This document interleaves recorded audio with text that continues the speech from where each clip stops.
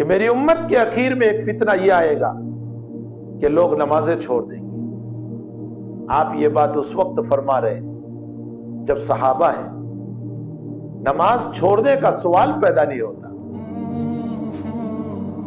فاسق و فاجر بھی اس وقت نماز پڑھتا تھا۔ اس وقت آپ نے یہ ارشاد فرمایا کہ میری امت میں فتنہ آئے گا کہ لوگ نماز چھوڑیں گے۔ آج وہ حال آ چکا ہے کہ لوگوں نے نمازیں چھوڑ دی۔ میں آپ کو صحیح کہتا ہوں